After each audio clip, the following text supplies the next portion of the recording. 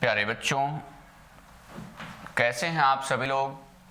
हम आशा करते हैं कि आप सभी लोग स्वस्थ, प्रसन्नचित्त, व्यवस्थित, आनंदित होंगे और अपनी कक्षा के लिए तत्पर और व्यवस्थित हो गए होंगे, तत्पर हो गए होंगे। आप अपनी कक्षा को ले रहे होंगे। आज लाइव कक्षा आपकी नहीं हो पा रही है। अभी मैं व्याकरण में पूरी कोशिश करूंगा कि लाइव कक्षा आपकी हो जाए। नेटवर्क की समस्या है। मैं आपसे इस बात को शेयर करना चाहता हूं कि यहां पर दो नेटवर्क है। एक केबल के थ्रू ब्रॉडबैंड है, दूसरा एंटीने के थ्रू है। फिर भी चीजें उस स्तर की नहीं हो पा रही हैं। इसका हमें खेद है कि आपसे हम जीवित वार्तालाप नहीं कर पा रहे हैं, जैसा कि हम आपसे आपकी कक्षाओं में कहते रहते हैं कि आप लोग जीवित हैं कि नहीं हैं, अर्थात लाइव हैं कि नहीं हैं। तो आज नहीं हो पा रहा है। अभी जैसे ही कक्षा समाप्त होगी, एक दूसरा लिंक आप तक पहुंच जाएगा, उसको आप ओपन करके देख लीजिएगा। आपकी बातें बिल्कुल क्लियर हो जाएंगे। और सभी लोगों से मैं अपील करता हूं इस बात की कि आप सभी लोग लाइव में तो कमेंट करिए, उसके बाद भी जब आप कक्षा को देखिए तो लाइव कमेंट चूंकि बचता नहीं हो, गायब हो जाता है तुरंत, तो उसके बाद भी थोड़ा सा आप कुछ कमेंट कर दिया करें, जिससे उस कक्षा का एक स्थान बना रहे, भाव बना रहे। तो आप बाद में भी थोड़ा सा कमेंट कर दिया करें जरूर। आज भी आप कमेंट करेंगे, जैसे एक दिन और मैंने रिकॉर्डिंग दी थी, आप लोग उससे बिल्कुल बच जाते हैं। तो थोड़ा सा कमेंट कर दिया करें कि आपको कक्षा कैसी लगी। हमें आशा रहती है, जैसे पहले के ज़माने में पत्र लिखे जाते थे तो प्रत्युत्तर की आशा होती थी, तो ठीक उसी प्रकार आपको मैं कुछ देता हूं तो हमें आशा होती है कि आप उसका हमें उत्तर अवश्य देंगे। यानी कि कक्षा आपको अच्छी लगी कि नहीं अच्छी लगी, क्या स्थितियां रही, इसको आप हमें बताएंगे। हम ऐसी आशा रखते हैं। अभी यह कक्षा आपको 6:15 बजे मिल जाएगी। जो लिंक गया है वह नहीं काम करेगा, दूसरा लिंक आपको उपलब्ध होगा। और मैं कोशिश करूंगा कि आप सबको जो व्याकरण की कक्षा मिले वो पूरी तरह से लाइव मिले, जिसका आप पूर्णतः आनंद ले पाएंगे। तो सभी लोग धैर्य रखेंगे, बिल्कुल परेशान नहीं होंगे। थोड़ा सा आज आपको एक्स्ट्रा समय देना होगा। अभी आप फ्री हैं, अपने घर पर ही हैं, तो आनंद लें। चलिए विषय के साथ जोड़ते हैं। हम लोग आधुनिक काल में प्रवेश कर चुके हैं। हम आशा करते हैं कि सभी लोग आधुनिक काल को अच्छे से पढ़ रहे होंगे, अपने स्वरूप को, ज्ञान को, विज्ञान को, अपने भाव को बहुत अच्छे से लेकर चल पा रहे होंगे। शायद ही कोई आपको दिक्कत आ रही हो, यानी कि आप हर बिंदु को बहुत अच्छे से समझते होंगे, जानते होंगे, लेकर चल रहे होंगे और सबको अपने विषय का ज्ञान होता चल रहा होगा। तो चलिए, हम लोग इन सारे बिंदुओं को बहुत अच्छे से कल पढ़ चुके। कल आधुनिक और आधुनिकता का अंतर भी जान चुके, यानी कि आधुनिक और आधुनिकता में अंतर क्या है, इस शब्द को आप लोग जाने खूब अच्छे से। आधुनिक काल में कौन कौन से सभा, समाज, सोसाइटियां स्थापित होती हैं, जिनसे आप धीरे धीरे अनुभव किए कि कैसे हमारे समाज में सुधार होता है, क्या स्वरूप आता है। यहां से एक प्रश्न जरूर बनता है, इसलिए सभी लोग इस पर खूब अच्छे से चर्चा करेंगे। एक बार हम सूक्ष्म रूप में आपसे दोहराते हुए चलते हैं इस स्वरूप को। चलिए आर्य समाज से ही कोशिश करते हैं। यहां से आप सभी लोग देखेंगे तो आपको बहुत अच्छे से समझ में आ जाएगा। आर्य समाज की स्थापना यदि आप थोड़ा सा कोशिश करिए तो आर्य समाज 1867 दोनों समय मिलता है, बिल्कुल आप चिंतित नहीं होंगे। 1867 या 1875 कोई भी पूछा जा सकता है, वैसे प्रमुख रूप से 1875 ही समय पूछा जाता है। थोड़ा सा दोहराव है आपकी कक्षा का। यह किसने स्थापित किया? दयानंद सरस्वती ने। तो आप देखेंगे ये सभी लोग इस बात को जानेंगे, जो जितने भी आर्य समाज के संस्थापक या दयानंद सरस्वती जी थे, आप लोग इस बिंदु को जानेंगे, ये लोग एंग्लो वैदिक के पक्षधर थे। आप लोगों को याद आ रहा होगा, जैसे आज आपकी जीआईसी की प्रथा चल पड़ी है, जीआईसी के लिए एक स्वरूप चल पड़ा है, ठीक वैसे ही पहले हर जिले में एक डीएवी कॉलेज स्थापित हुआ करता था। बिहार, झारखंड, बंगाल, उड़ीसा चले जाइए, छत्तीसगढ़, झारखंड चले जाइए, तो वहां तो प्राइवेट सोसाइटियां ही, प्राइवेट मिशन ही, प्राइवेट ट्रस्ट ही कई ऐसे हैं जो डीएवी के नाम से विद्यालय संचालित होते हैं। तो उन लोगों का मूल उद्देश्य क्या? मैं डीएवी का फुल फॉर्म बता दूं आपको, दयानंद एंग्लो वैदिक कॉलेज होते थे। वो इंटर कॉलेज भी और डिग्री कॉलेज भी होते थे। आज तो आपके उत्तर प्रदेश में सारे विद्यालयों को, महाविद्यालयों को गवर्नमेंट ने हायर कर लिया है, गवर्नमेंट ने, सरकार ने ले लिया है। तो अब आप देखेंगे इनका उद्देश्य क्या था। इनका मूल उद्देश्य एंग्लो वैदिक परंपरा थी। एंग्लो वैदिक, एंग्लो मतलब अंग्रेजी और वैदिक, अंग्रेजियत को हम जरूर पढ़ाएंगे, अंग्रेजियत को बताएंगे, अंग्रेजी बनिए आप, अंग्रेजियत आए आपके पास, लेकिन वैदिक परंपरा के साथ, वैदिक परंपरा से इतर होकर नहीं। तो इसको नाम क्या दिया गया, एंग्लो वैदिक, डीएवी, दयानंद एंग्लो वैदिक कॉलेज होते थे वो। तो ये क्या, बंबई में आर्य समाज की स्थापना करते हैं, और जितने भी ये एंग्लो वैदिक कॉलेज होते हैं आर्य समाजी होते हैं। इसको सभी लोग खूब गौर करेंगे, कल हमने आपसे चर्चा की थी, फिर भी आप एक बार प्रयास करेंगे, इस चीज को लेकर चलेंगे। ये आर्य समाज के लिए वेदों को आधार बनाए, वैदिक धर्म को सत्य और सार्वभौमिक मानते हैं, या हिंदू धर्म में प्रगतिवादी विचार रखते हैं। हिंदू धर्म में प्रगतिवादी विचार मतलब मूर्ति पूजा, वाह्य आडंबर, जितने भी खंडन थे, जितने भी ऐसे बिंदु थे, उनका खंडन करते हुए ये बिल्कुल सीधे मार्ग पर, वैज्ञानिक मार्ग पर चलने की पूरी कोशिश करते हैं, और वेदों से इतर नहीं जाते हैं, वेदों को ही अपने क्षेत्र का, अपने मार्ग का आधार बनाते हैं। इनका विस्तार क्षेत्र क्या, गुजरात, उत्तर प्रदेश और महाराष्ट्र का क्षेत्र था। थियोसोफिकल या थियोसोफी सोसाइटी, इसके स्थापना का समय 1875, लेकिन भारत में 1882 ईस्वी में होता है। आप देख सकते हैं एनी बेसेंट जी ने मद्रास अंडियार में 1882 में थियोसोफी या थियोसोफिकल सोसाइटी की स्थापना की। लेकिन वैश्विक स्तर पर आप देखते हैं कि 1875 ईस्वी में कर्नल ऑलकॉट और मैडम ब्लैवत्स्की ने कहा, न्यूयॉर्क में इसकी स्थापना की थी। आप सभी लोग इस बिंदु को खूब अच्छे से जानते हैं, समझते हैं, और बनाना भी होगा, करना भी होगा, हमें लेकर चलना होगा। इस सोसाइटी की अध्यक्षता भारत में एनी बेसेंट जी ने किया था। कल इसको हम लोग पढ़ चुके थे। रामकृष्ण मिशन को भी 1879 ईस्वी स्वामी विवेकानंद, यहां पर 1879 ईस्वी गलत लिख दिया गया है, गलत किया गया है, यह आप सभी लोग गौर करेंगे, यह आपके पास गलत चला गया है, यह 1897 आप कर लेंगे। मुझे याद है इस बिंदु को, 1897 ईस्वी यहां गलत लिखा गया है, स्वामी विवेकानंद। हम आपको भेजेंगे पीडीएफ ऐसी चीजों को। 1897 ईस्वी स्वामी विवेकानंद, इस बिंदु को आप सभी लोग गौर करेंगे। इसकी स्थापना स्वामी विवेकानंद जी ने रामकृष्ण परमहंस, वहां दंतसा का प्रयोग की मृत्यु के पश्चात किया था। इसमें क्या बताने की कोशिश की गई है कि रामकृष्ण परमहंस के विचारों को, अपने गुरु के विचारों को स्वामी विवेकानंद जी लेकर चलते हैं और आगे बढ़ते हैं। आप इस बिंदु को खूब अच्छे से गौर करके जानते हैं। हाँ, अगले पॉइंट पर आप यहां विश्व धर्म सम्मेलन कहां पर, आप देखते हैं शिकागो अमेरिका में होता है।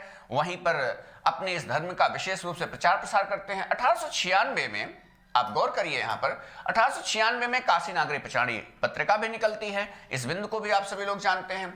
सन 1893 में विवेकानंद जी विश्व धर्म सम्मेलन में शामिल होने शिकागो गए। उनकी वक्तृत्वता से तात्पर्य है बोलने की क्षमता।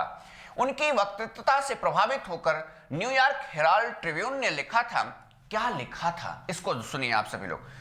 न्यूयॉर्क हेराल्ड ट्रिब्यून यह वहां का एक समाचार पत्र है जो स्वामी विवेकानंद जी के बारे में क्या लिखता है, इसको देखिए।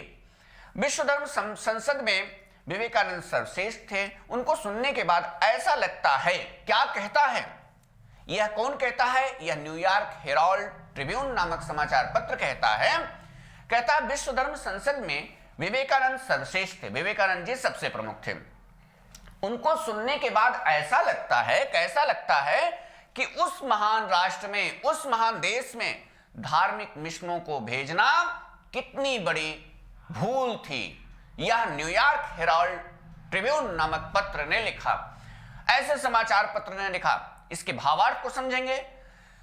जितनी भी आज भारत में मिशनरियां अंग्रेजों द्वारा स्थापित की गई हैं, जो मिशनरियां बनी हैं, इसको आप लोग अच्छे से यदि गौर करते हैं, बनाते हैं, तो इन मिशनरियों का मूल उद्देश्य धर्म का विकास था। लेकिन कैसे धर्म का विकास था? ये लोग कहने के लिए तो आए थे भारत में धर्म सिखाने के लिए, लेकिन वास्तव में ये ईसाई धर्म को लेकर आगे बढ़ रहे थे और हिंदू धर्म, जो मुस्लिम धर्म यहाँ का था, हिंदू धर्म था, उसको समाप्त करने की पूरी कोशिश कर रहे थे। तो ये कहते हैं, न्यूयॉर्क हेराल्ड ट्रिब्यून क्या कहता है समाचार पत्र, कहता है कि जो हम लोगों ने भेजा वहां पर धार्मिक मिशनरियों को, वह ऐसे व्यक्तित्व के पास जो ऐसा है, जो सबको, पूरे विश्व को धर्म का पाठ, चूंकि विश्व धर्म सम्मेलन था वह, तो कहते हैं जो पूरे विश्व को धर्म का संदेश देने आया है और जिसको सुनने के बाद अद्भुत महसूस हो रहा है, ऐसे व्यक्ति को सिखाना, ऐसे व्यक्ति के राष्ट्र में धार्मिक मिशनरियों को भेजना कितनी बड़ी भूल थी। इस बात को कौन कहता है? न्यूयॉर्क हेराल्ड ट्रिब्यून कहता है, या समाचार पत्र कहता है। अगले पॉइंट में, मानवीय समता के विश्वासी होने के कारण उन्होंने क्या, इस बात को आप सभी लोग समझेंगे, स्वामी विवेकानंद जी ने क्या किया। मानवीय समता के विश्वासी होने के कारण उन्होंने जाति, संप्रदाय, छुआछूत आदि का विरोध किया। इन्होंने जाति का, संप्रदाय का, छुआछूत का इत्यादि सबका विरोध करते हैं। कौन? आप सभी लोग गौर करेंगे इस बिंदु को। स्वामी विवेकानंद जी अपने रामकृष्ण परमहंस, अपने गुरु के रामकृष्ण मिशन की जब स्थापना करते हैं तो उसका मूल उद्देश्य क्या होता है, इसको देख लीजिए आप सभी लोग। जाति का, जो जातिवाद है, संप्रदायवाद है, छुआछूत है, इसका खंडन करते हैं, इसका विरोध करते हैं अपने इस मिशन में, अपने इस धार्मिक सम्मेलन में। गरीबों के प्रति उनकी अत्यंत सहानुभूति थी। किसकी? स्वामी विवेकानंद जी की गरीबों के प्रति अत्यंत सहानुभूति होती है। गरीबों को अत्यंत रूप से वो ध्यान देते हैं, गरीबों के प्रति। हमने तो उनकी जीवनी, उनकी आत्मकथा पढ़ा है, उनकी जीवनियों को कई पढ़ा है। हम आपको बताएं, जब गरीब और असहाय उनको ईश्वर तुल्य मानते थे, स्वामी विवेकानंद जी जब खड़े होते थे, गरीब और असहाय उनको ईश्वर, ऐश्वर्य भाव उनमें देखते थे। प्रार्थना करते थे तो स्वामी विवेकानंद जी भाव विह्वल हो जाते थे, कहते थे कि मैं तो एक मानव हूं, मेरे साथ तो केवल मानवीय वृत्तियां जुड़ी हैं, मेरे साथ तो केवल मानवीय प्रवृत्तियां हैं। ये इनको मैं क्या उत्तर दूं, इनके लिए मैं क्या कर दूं? ये जो हम में ऐश्वर्य देख रहे हैं, क्या मैं उस ऐश्वर्य के काबिल हूं?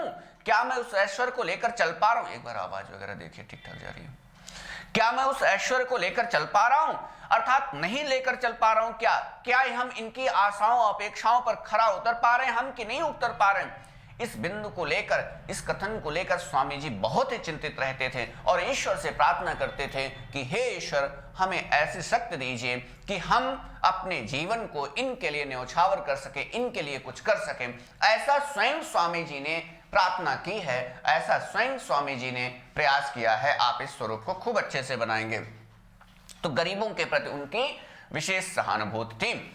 स्वामी जी के अनुसार धर्म वह है, सुनिएगा स्वामी विवेकानंद जी क्या कहते हैं धर्म के बारे में। कहते हैं धर्म वह है जो शारीरिक, बौद्धिक और आध्यात्मिक शक्ति दे। कहते हैं धर्म वह नहीं है जो फूट डाले, धर्म वह नहीं है जो अलगाव कर दे, धर्म वह नहीं है जो वैश्वीकरण के स्वरूप में सबको अलग अलग कर दे। एक मंडल स्थापित होना चाहिए, एकता स्थापित हो। जो छुआछूत कर दे वह धर्म नहीं है, जो संप्रदायवाद स्थापित कर दे वह धर्म नहीं है। जो इस प्रकार से धर्म के बारे में कहते हुए कहते हैं धर्म वह है जो शारीरिक सौष्ठव को स्थापित करे, बौद्धिक हो, बुद्धि को बढ़ा दे। बुद्धि धर्म एक बौद्धिक बन गया शब्द, जो बौद्धिकता को, हमारे बुद्धि को बढ़ा दे। और क्या? जो हमारे आध्यात्म को, जो हमारे आध्यात्मिक स्वरूप को बढ़ा दे, वही धर्म है, बाकी धर्म की श्रेणी में नहीं आता है। ऐसा कहते हैं स्वामी विवेकानंद जी।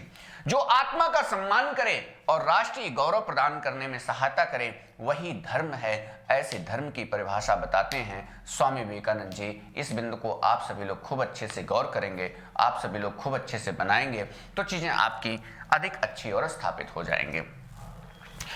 अगले पॉइंट में तदीय समाज। तदीय समाज कब स्थापित होता? भारतेंदु हरिश्चंद्र जी, आप सभी लोग जानते हैं 1873 ईस्वी में। इसको गौर करेंगे, इसको हम भारतेंदु युग में फिर से आपको बताएंगे, लेकिन यहां भी सुन लीजिए तदीय समाज में क्या स्वरूप होता है। तदीय समाज दलितों के लिए, तद से निर्मित शब्द है तदीय, दलितों के लिए, शोषितों के लिए, वंचितों के लिए, जो समाज के हाशिए का समाज होता है, जो समाज में किनारे पर चला गया है, उसके लिए भारतेंदु हरिश्चंद्र जी ने एक तदीय समाज की स्थापना की थी। आप सभी लोग जानते हैं, तदीय सर्वस्व नामक इसलिए निबंध भी लिखते हैं। आप सभी लोग इस बिंदु को खूब अच्छे से जानते हैं, समझते हैं। तो तदीय समाज की स्थापना भारतेंदु हरिश्चंद्र जी ने की थी। अखिल भारतीय संगीत परिषद। अखिल भारतीय संगीत परिषद की स्थापना 1919 में विष्णु नारायण भातखंडे जी ने किया था। इस बिंदु को भी आप सभी लोग जानते हैं। कायस्थ सभा, इसको भी आप सभी लोग। सरेन सभा, यह पंजाब में होती है। एक बिंदु और आप यहां तैयार करेंगे, सत्य शोधक। यहां क्या, सत्य शोधक समाज या सभा, यह महाराष्ट्र में स्थापित होता है। सत्य शोधक समाज या सभा का भी मूल उद्देश्य क्या होता है? इसका भी मूल उद्देश्य गरीबों, दलितों, शोषितों का उनका हक दिलाना होता है, जिसकी स्थापना किसने की? ज्योतिबा फुले जी ने की थी। इस बिंदु को आप सभी लोग खूब अच्छे से तैयार करेंगे तो चीजें आपकी बहुत ही अच्छी, बहुत ही व्यवस्थित, बहुत ही बढ़िया हो जाएंगी। आपको जरा भी दिक्कत का सामना नहीं करना पड़ेगा। तो सत्य शोधक समाज या सभा की स्थापना महाराष्ट्र में किसने? ज्योतिबा फुले जी ने किया था। इस बिंदु को आप सभी लोग जानते हो, समझते हो, करते हो, बनाते हो और लेकर चलते हो। तो आप सभी लोगों को ऐसे स्वरूप को बनाना होगा, करना होगा, देखना होगा। सिंह सभा, यह किससे संबंधित है? सिंह का शाब्दिक अर्थ ही आप सभी लोग शेर समझते हैं, तो पंजाबियों को शेर, पंजाबी को सिंह कहा जाता है, तो सिख धर्म सुधार से संबंधित है। जो यह सिंह सभा है, यह सिख धर्म सुधार से संबंधित हो जाता है। रहनुमाई मध्य देशांत सभा, इसके बारे में आप सभी लोग विशेष रूप से गौर करेंगे। इसमें बस इतना पूछा जाता है कि रहनुमाई मध्य देशांत सभा यह किस धर्म से संबंधित है। नाम देखने से आपको ऐसा लगता है कि कहीं यह मुस्लिम धर्म से संबंधित तो नहीं, लेकिन आपको गौर करना होगा, यह मुस्लिम धर्म से संबंधित नहीं, पारसी धर्म से संबंधित जाना जाता है। क्या? रहनुमाई मध्य देशांत सभा। इसको आप गौर करेंगे, व्यवस्थित करेंगे और अपने स्वरूप को लेकर चलेंगे, जिससे आपकी बातें अधिक बेहतर और अच्छी हो पाएं। रहनुमाई मध्य देशांत सभा यह पारसी धर्म से संबंधित होता है। इसको आप सभी लोग गौर करेंगे, व्यवस्थित करेंगे, लेकर चलेंगे। क्योंकि यह जरूर इसलिए पूछा जाए, आज तक नहीं पूछा गया, आज तक किसी भी परीक्षा टीईटी, पीटी, यूजी से हायर तक किसी परीक्षा में नहीं पूछा गया रहनुमाई मध्य देशांत सभा किस धर्म से संबंधित है। लेकिन नाम देखते ही आप लोग गौर नहीं करते हैं और अपने भाव से उबर नहीं पाते हैं और इसको टिक करके लॉक कर देते हैं। आप कह देते हैं कि यह किस धर्म से संबंधित है, इसको आप मुस्लिम धर्म रहनुमाई से मान लेते हैं, लेकिन यह पारसी धर्म से संबंधित, पारसी धर्मोद्धार से संबंधित यह सभा मानी जाती है। अहमदिया या अलीगढ़ आंदोलन, इसको गौर करेंगे, यह मुस्लिम धर्म से संबंधित है। अहमदिया या अलीगढ़ आंदोलन यह जो है, यह मुस्लिम धर्म से संबंधित माना जाता है। इसको आप सभी लोग गौर करेंगे तो चीजें बन जाएंगे। क्या? फिर से देख लीजिए, अहमदिया या अलीगढ़ आंदोलन यह किससे संबंधित है? मुस्लिम धर्म सुधार से संबंधित है। इसको आप सभी लोग तैयार कर लेंगे। ये तो कुछ धार्मिक समाज हुए, कुछ सामाजिक सुधार से संबंधित समाज हुए, सोसाइटियां हुई, जिनको आपने देखा, जाना, समझा। फिर मैं वही अपील करूंगा रोज की भांति, जैसे मैं रोज आपसे करता आता हूं अपील, कि आप सभी लोग अपनी टेक्स्ट बुक को उठा लीजिए, टेक्स्ट बुक को विशेष रूप से पढ़ने की कोशिश करिए, टेक्स्ट बुक का विशेष अध्ययन करिए, तो आपकी बातें बड़ी आनंदित होंगी। अगर टेक्स्ट बुक नहीं पढ़ेंगे आप तो वैसा आनंद नहीं आएगा जैसी आप कल्पना करते हैं, जैसी आप इच्छा करते हैं। तो इसलिए टेक्स्ट बुक का खूब अच्छे से अध्ययन करें, खूब आपको समझ में आएगा, खूब चीजें व्यवस्थित होंगी। अगर टेक्स्ट बुक का अध्ययन आप नहीं करेंगे तो चीजें शायद ही अच्छी हो पाएं, शायद ही व्यवस्थित हो पाएं। इसलिए सभी लोग टेक्स्ट बुक का अध्ययन करेंगे। और विशेष रूप से ये बातें डॉक्टर नगेन जी ने विशेष रूप से विस्तारित किया है, बताया है। कुछ बच्चन सिंह और रामस्वरूप चतुर्वेदी जी ने भी बताया है। आधुनिक हिंदी साहित्य के इतिहास में बच्चन सिंह साहब ने बताया है, हिंदी साहित्य संवेदना के विकास में रामस्वरूप चतुर्वेदी जी ने बताया है। तो इनका भी थोड़ा बहुत आप अध्ययन करते हुए चलिएगा। हर बिंदु आपके क्लियर हो जाएंगे, हर बिंदु आपके अच्छे और व्यवस्थित हो जाएंगे। अगले बिंदु पर हम लोग चलते हैं। अगला बिंदु कहता है आधुनिक काल में खड़ी बोली। आधुनिक काल में खड़ी बोली का स्वरूप कैसा और किस रूप में हमें दिखाई पड़ता है, इसको हम लोग गौर करते हैं, इसको लेकर चलते हैं हम लोग। आधुनिक काल में खड़ी बोली, आधुनिक खड़ी बोली का, यह आधुनिक है, परेशान नहीं होंगे आप सभी लोग। आधुनिक खड़ी बोली का प्रारंभिक रूप हमें कहां पर दिखाई पड़ता है? अब इतना जान लिए कि खड़ी बोली के प्रवर्तक या खड़ी बोली के जनक कभी पूछा जाए तो आप अमीर खुसरो करेंगे। खड़ी बोली के जनक के रूप में अमीर खुसरो साहब ही जाने जाते हैं। लेकिन पूछा जाए आधुनिक काल में खड़ी बोली का प्रवेश कहां से होता है, तो आधुनिक काल में खड़ी बोली का प्रवेश फोर्ट विलियम कॉलेज से होता है। और गद्यकार चतुष्टय से होता है, लल्लू लाल, सदल मिश्र, ईशा अल्लाह खां, और आप सभी लोग जानते हैं कि सदा सुखलाल से होता है। लेकिन फिर आपसे बात किया जाए तो लल्लू लाल और सदल मिश्र विशेष रूप से जाने जाएंगे इसमें, चूंकि फोर्ट विलियम कॉलेज के टकसाल से खड़ी बोली शब्द निकला था और फोर्ट विलियम में नौकरी करने वाले लल्लू लाल और सदल मिश्र ही थे। इस बात को आप सभी लोग खूब अच्छे से जानते हैं, खूब अच्छे से समझते हैं और हर बिंदु पर गौर करते हुए व्यवस्थित तरीके से आप आगे बढ़ते हैं। इस बात को हम पूर्णतः समझते हैं, जानते हैं, देखते हैं, बनाते हैं। तो चलिए थोड़ी सी और बातों को यहां गौर किया जाए कि आधुनिक खड़ी बोली का प्रारंभिक रूप हमें कहां पर, अमीर खुसरो व कबीर की कविताओं में मिलता है।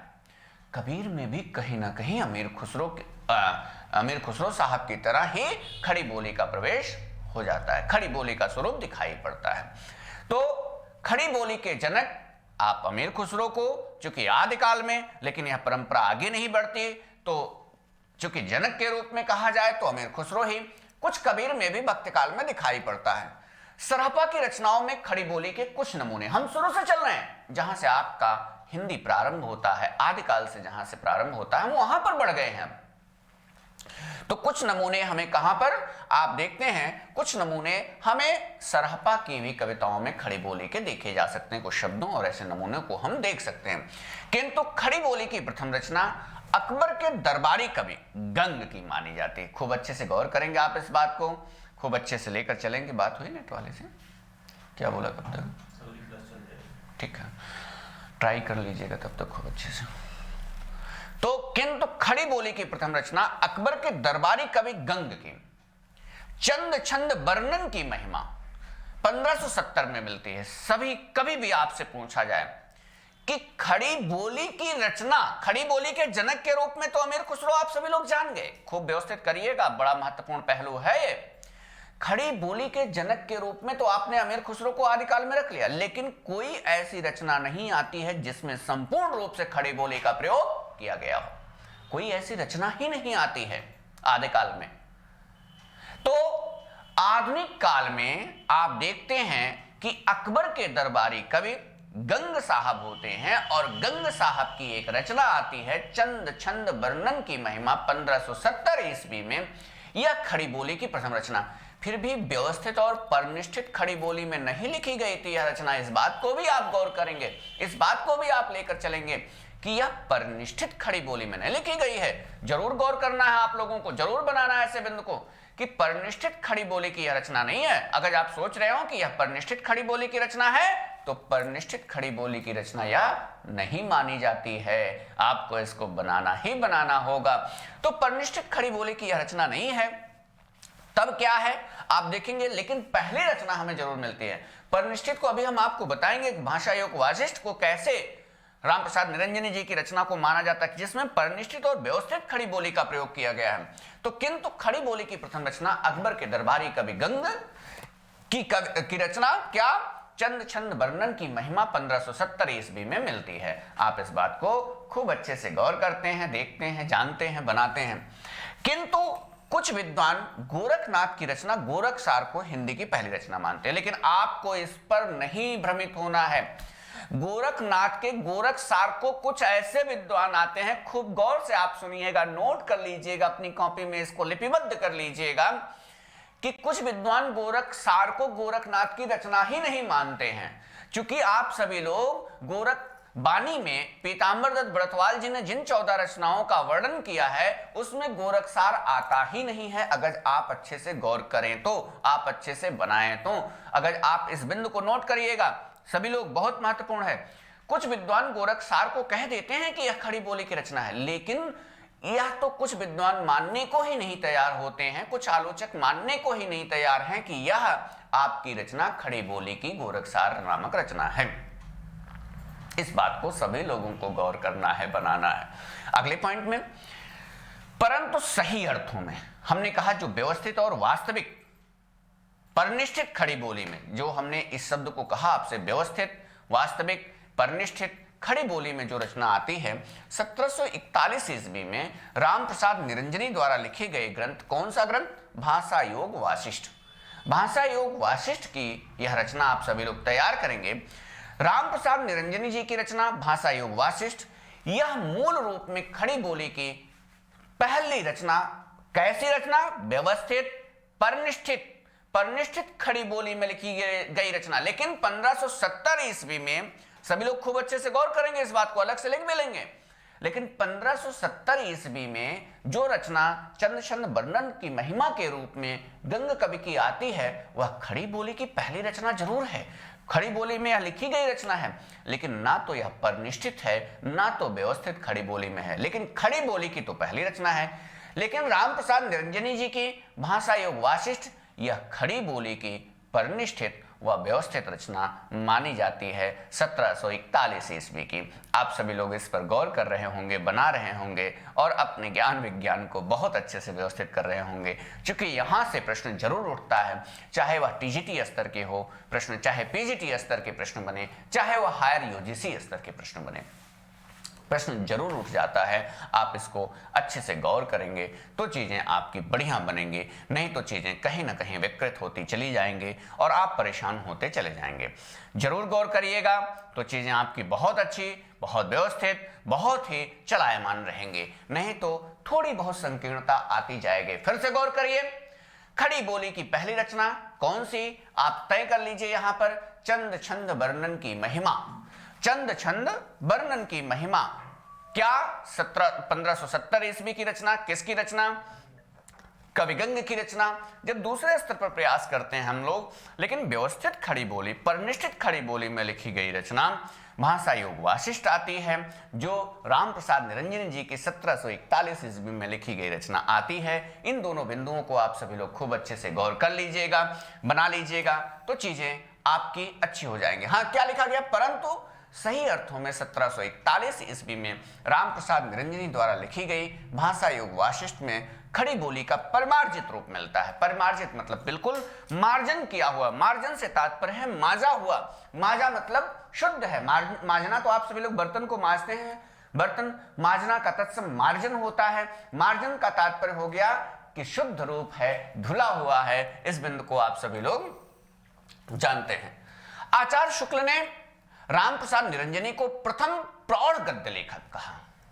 आचार्य शुक्ल जी विधेयवादी होते हैं, विधेयवादी परंपरा पर चलते हैं, आप इस बात को जानते हैं, वैज्ञानिकता का पूरा आधार लेकर चलते हैं। तो आचार्य शुक्ल ने रामप्रसाद निरंजनी जी को प्रथम प्रौढ़ गद्य लेखक कहा। इस बिंदु को आप सभी लोग गौर करेंगे और अधिकांश विद्वान इसे खड़ी बोली की प्रथम रचना स्वीकार करते हैं। तो एक तो आचार्य शुक्ल जी मानते ही मानते हैं, साथ में अधिकांश विद्वानों ने, अधिकतर विद्वानों ने रामप्रसाद निरंजनी जी की रचना भाषा योग वाशिष्ठ को ही खड़ी बोली की पहली रचना तय किया है, खड़ी बोली की पहली रचना बताया है। आप सभी लोग इस पर भी गौर करेंगे, व्यवस्थित करेंगे। इसके बाद आप सभी लोग अगले बिंदु पर गौर करिए। इसके बाद 1761 ईस्वी में पंडित दौलत राम ने हर्षेण कृत पद्म पुराण का अनुवाद किया। दौलत राम ने हर्षेण कृत पद्म पुराण का कब? 1761 ईस्वी में। और 1783 ईस्वी में किसी अज्ञात लेखक ने मांडोवर कथा को लिखा। तो हम आपको बताते हैं यहाँ पर, चलिए एक बार पीछे की तरफ घूम आते हैं। आपको ढेर सारी बातों को हम बताने के लिए तत्पर हैं, आपको ढेर सारी बातें बताएंगे। तो चलिए हम लोग तय करते हैं खड़ी बोली का। सभी लोग एक बार कोशिश करके समझने की कोशिश करेंगे, बनाएंगे, आपकी बातें व्यवस्थित होंगी। खड़ी बोली का जो प्रारंभिक रूप होता है, खड़ी बोली का प्रारंभिक रूप कहां पर दिखाई पड़ता है? आप सभी लोग तय करिए। यदि तो अमीर खुसरो में खड़ी बोली का प्रारंभिक रूप कहां पर? अमीर खुसरो में सबसे पहले हमें दिखाई पड़ता है आदिकाल में। बल्कि इतना कह सकते हैं कि खड़ी बोली के प्रवर्तक कौन? अमीर खुसरो। आप ऐसा सीधा कह सकते हैं। लेकिन इसके बाद आप सभी लोग तय करेंगे तो कुछ शब्दों का प्रयोग सरहपा में भी दिखाई पड़ता है। आदिकालीन कवि सरहपा में भी दिखाई पड़ता है। सरहपा में भी कुछ शब्दों का या कुछ स्वरूप दिखाई पड़ता है। इसके बाद आप सभी लोग अगले बिंदु पर, कुछ लोग ऐसे आते हैं जो गोरखनाथ की रचना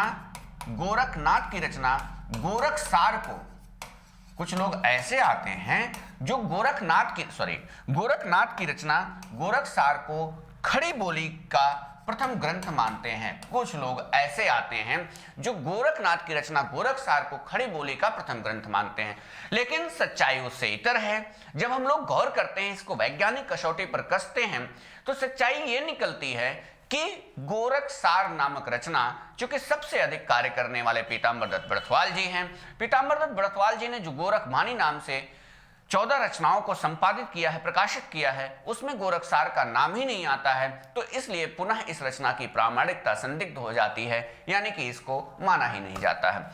तो व्यवस्थित रूप से आप सभी लोग देखते हैं, कवि गंग आते हैं जो अकबर के दरबार में पाए जाते हैं, अकबर के दरबार में होते हैं, जिन्होंने कब लिखा, 1570 ईस्वी में एक रचना लिखते हैं गद्य की, चंद छंद वर्णन की महिमा। चंद छंद वर्णन की महिमा, चंद छंद वर्णन की महिमा।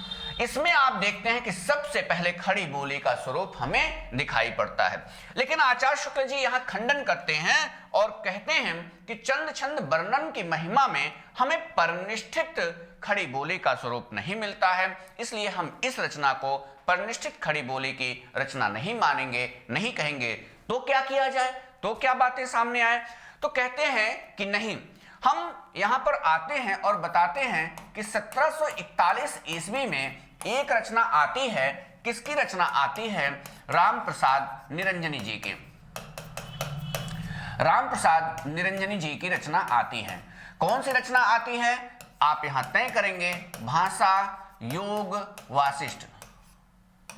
भाषा योग वासिष्ठ आती है, इसको आप तय करेंगे। भाषा योग वासिष्ठ नामक रचना आती है जो राम प्रसाद निरंजनी जी की होती है रचना, या 1741 ईस्वी की रचना होती है। यह आप यदि तय करिए तो 1741 की राम प्रसाद निरंजनी जी की भाषा योग वासिष्ठ नामक रचना, यह क्या है? परनिष्ठित। क्या? परिनिष्ठित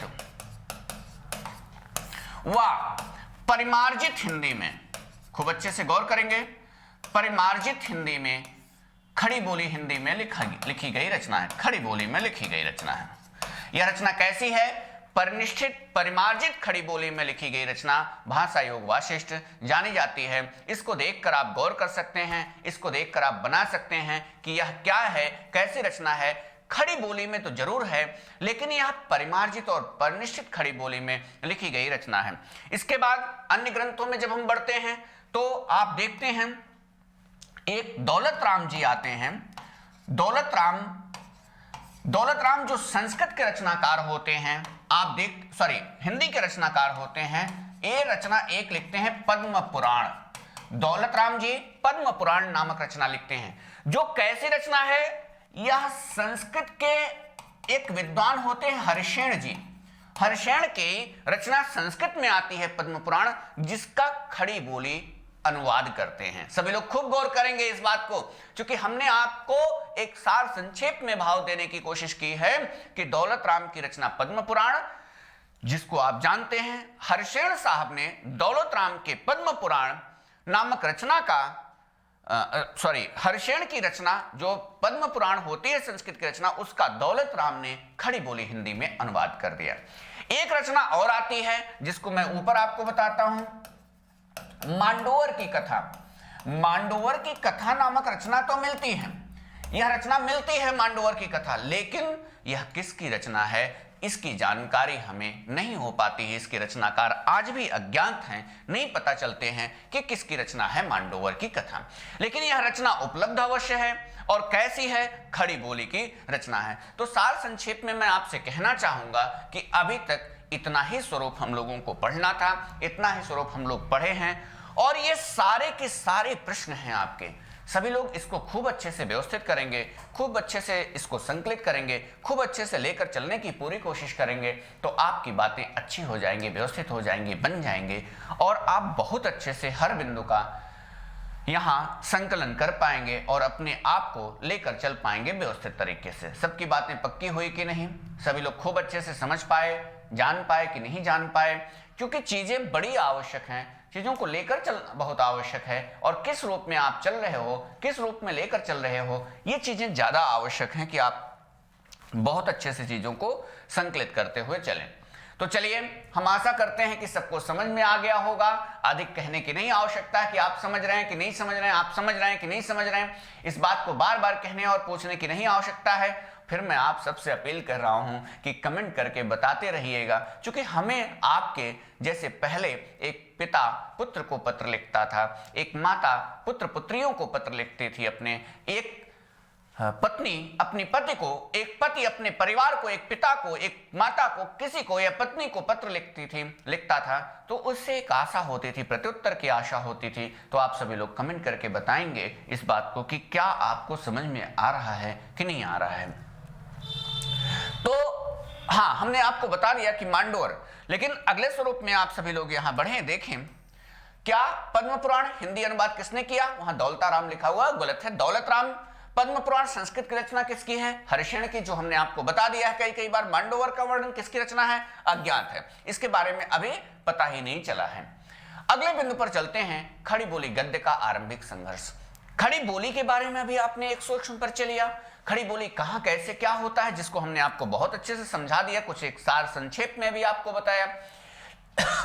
लेकिन अगले बिंदु पर हम आपको लेकर चलेंगे, खड़ी बोली का आरंभिक संघर्ष कैसा हुआ, खड़ी बोली आरंभिक रूप में अपने शुरुआती रूप में किस रूप में आगे बढ़ती है, कैसे आगे चलती है। इस स्वरूप को बहुत अच्छे से हम कोशिश करेंगे कि आपको बताएं, समझाएं, लेकर चलें, ढेर सारी बातों को आगे बताने की कोशिश करेंगे, जिससे आप अपने सारे स्वरूप को, सारे ज्ञान विज्ञान को बहुत अच्छे से स्थापित कर पाएं, अपने आप को लेकर चल पाएं और अपने ज्ञान विज्ञान को, भाव विभाव को खूब अच्छे से स्थापित कर पाए, भाव विभाव के साथ अनुभव भी स्थापित कर पाए और संचार भी अच्छा हो, अर्थात संचारी भाव या व्यभिचारी भाव भी आपका अच्छा हो जाए।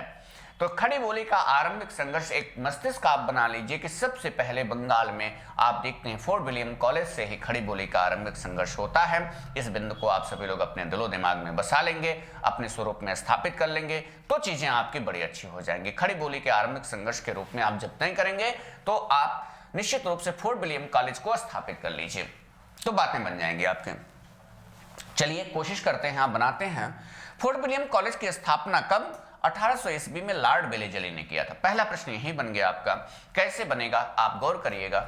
फोर्ट विलियम कॉलेज की स्थापना किसने की, तो लॉर्ड वेलेजली ने। सभी लोग इसको गौर करेंगे, सभी लोग इसको खूब गौर करेंगे, क्योंकि मैं बहुत इस बात को खूब अच्छे से जानता हूं कि बहुत से हमारे विद्यार्थी, हमारे नहीं हिंदी जगत के विद्यार्थी जॉन गिलक्राइस्ट को कहते हैं। नहीं, जॉन गिलक्राइस्ट भारतीय भाषाओं के प्रोफेसर के रूप में नियुक्त हुए थे, प्रोफेसर के रूप में आए हुए थे।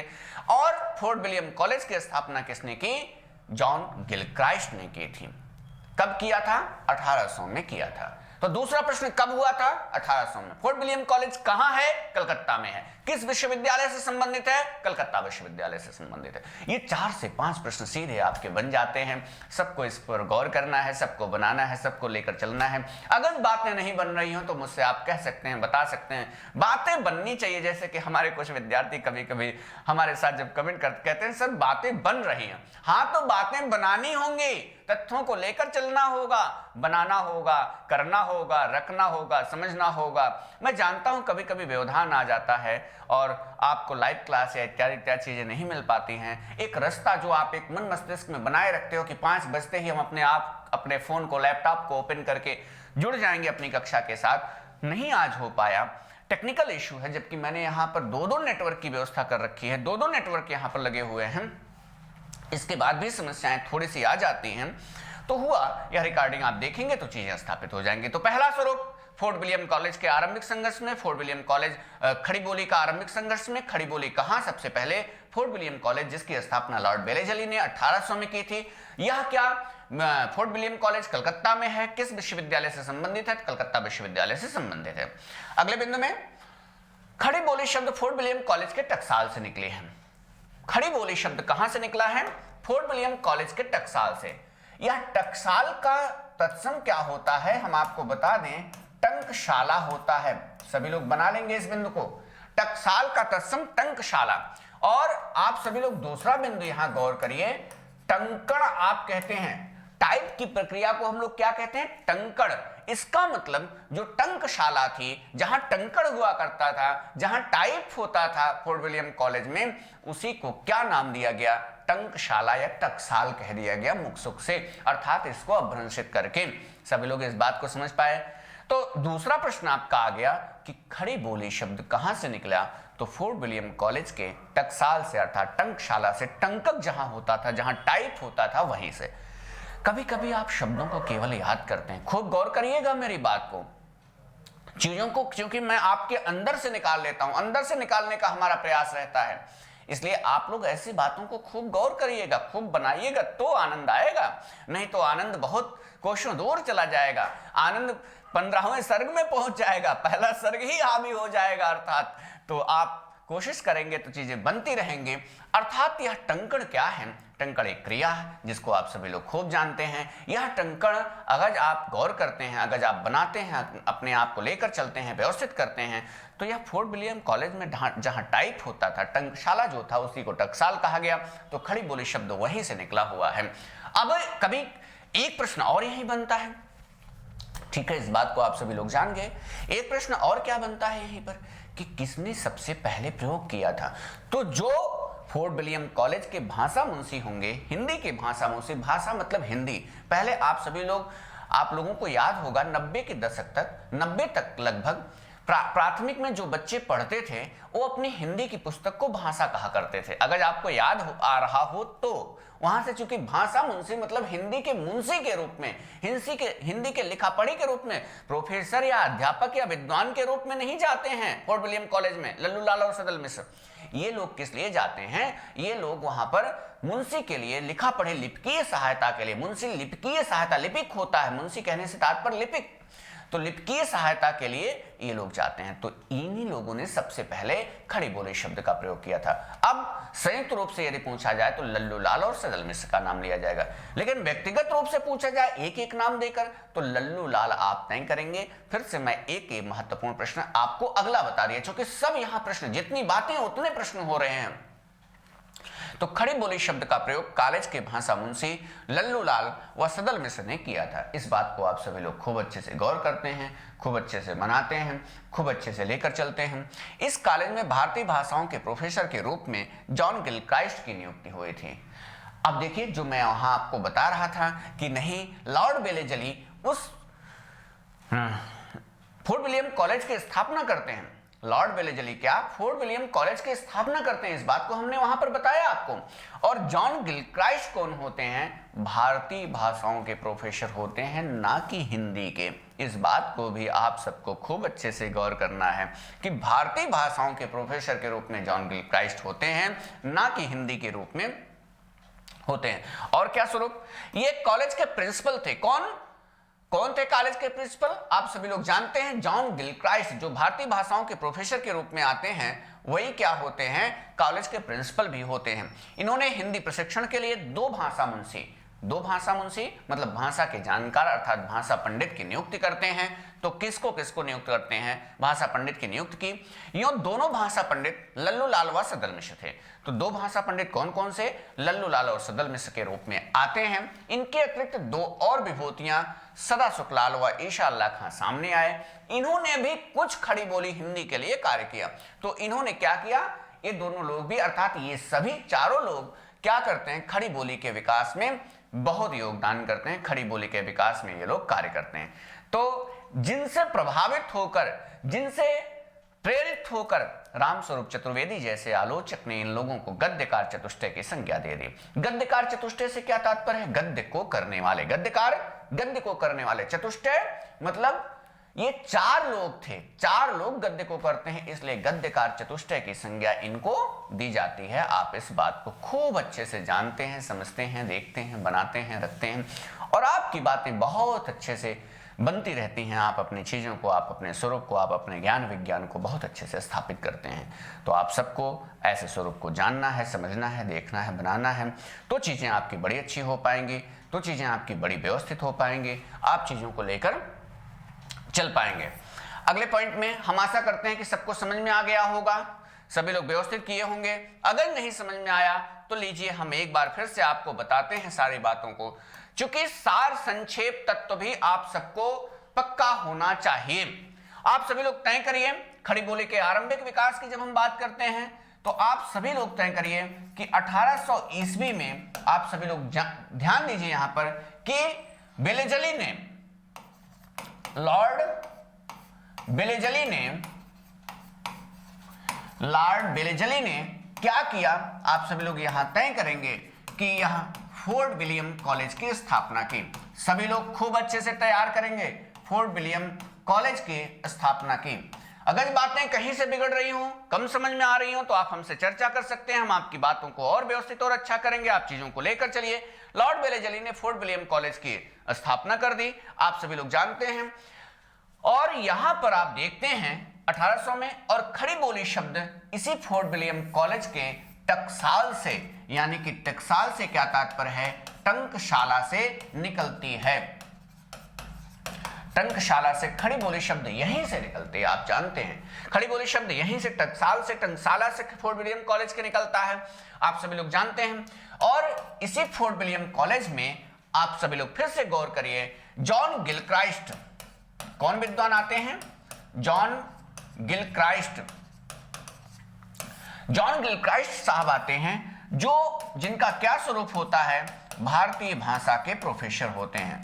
क्या इनका स्वरूप है, भारतीय भाषा के प्रोफेसर के रूप में जाने जाते हैं, प्रोफेसर के रूप में जाने जाते हैं। भारतीय भाषाओं के प्रोफेसर होते हैं कौन, जॉन गिलक्राइस्ट। इस बात को भी आप सभी लोग उतनी ही मजबूती से गौर करेंगे, नहीं तो बातें कमजोर होने लगी। अब ये जॉन गिलक्राइस्ट महोदय ने हिंदी के लिए 2 भारतीय भाषा मुंशी या भारतीय पंडितों को नियुक्त किया, जिनका नाम क्या रखा गया, वो 2 नाम आते हैं, लल्लू लाल व सदल मिश्र। व दूसरा नाम कौन सा आता है, बिहार वाले आप सभी लोग जानते हैं, सदल मिश्र साहब। 2 लोग नियुक्त होते हैं। अब यहां से आपका एक अगला प्रश्न फिर बन जाता है कि खड़ी बोली शब्द का किसने नाम दिया, खड़ी बोली शब्द किसने दिया। तो लल्लूलाल और सदल मिश्र कभी कभी संयुक्त नाम आता है, कभी कभी आप लोग देखते हैं कि ईशा अल्लाह खां मुंशी सदा सुखलाल का नाम आता है, कभी कभी आप लोग देखते हैं सदा सुखलाल सदल मिश्र का नाम आता है। तो जब संयुक्त रूप से रहेगा तो लल्लूलाल और सदल मिश्र ने दिया था एक साथ, नहीं तो कभी कभी चारों नाम एकल रूप से, सदा सुखलाल, ईशा अल्लाह खां, लल्लूलाल, सदल मिश्र, ऐसा नाम रहता है, तब आप लल्लूलाल को तय करेंगे। खूब अच्छे से इस बात को बना लीजिएगा, आप सभी लोग खूब अच्छे से बनाइएगा, और यहीं से खड़ी बोली शब्द निकल जाता है, आप सभी लोग जानते हैं। तो ये कुछ प्रश्नों को हम आपके लिए बहुत व्यवस्थित तरीके से भेज रहे हैं, आप सबको बता रहे हैं, तो आप सभी लोग खूब अच्छे से गौर करते हुए इन प्रश्नों को लेकर चलेंगे, तभी चीजें आपकी बड़ी अच्छी होंगी। हमने जितना आपको पिछले टॉपिक में पढ़ाया उतनी बातों को खूब अच्छे से बता दी, खूब अच्छे से आपको लेकर हम लोग चले, खूब अच्छे से आपको बताए, समझाए और लेकर चले। तो इतनी बातें हम आशा करते हैं कि फिर से समझ में आ गया होगा आपको। और आप सभी लोग, क्या मच्छर का है, क्या बंद करिए सांस, नहीं तो उससे चुभने लगे, बाहर करिए उसको। अगले पॉइंट में अदालती भाषा, अदालती भाषा की तरफ लेकर चलते हैं हम लोग। अदालती भाषा को यहां बनाते हैं। खड़ी बोली तो हो गया आपके लिए, अब हम लोग आपको लेकर चलते हैं अदालती भाषा का कैसा स्वरूप होता है, क्या इसके बारे में कहा जाता है, इसको आप थोड़ा सा गौर करेंगे तो चीजें आपकी बन जाएंगी। तो चलिए अदालती भाषा की तरफ लेकर चलते हैं।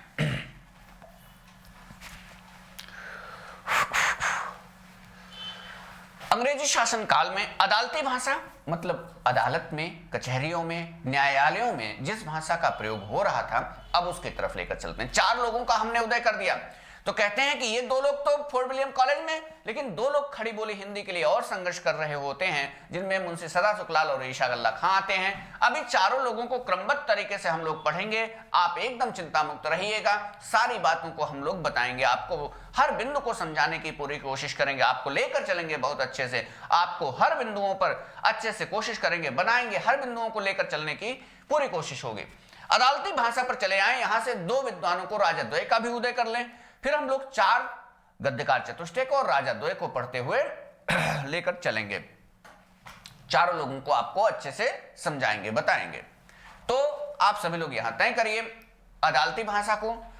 अदालती भाषा को आपको बताते हैं, यहां से आप देखेंगे 2 लोगों का और उदय हो जाएगा, जिसे राजा शिव प्रसाद सितारे हिंद और आप सभी लोग राजा लक्ष्मण सिंह के रूप में जानते हैं। तो चलिए चलते हैं अंग्रेजी शासन काल में भी मुगल की भांति अदालती भाषा फारसी थी। अर्थात जैसे मुगलों के समय में अदालती भाषा, थोड़ा सा दरवाजा खोलिए, जैसे मुगलों के समय में फारसी भाषा होती है, ठीक उसी प्रकार आप देखते हैं कि अंग्रेजी शासन काल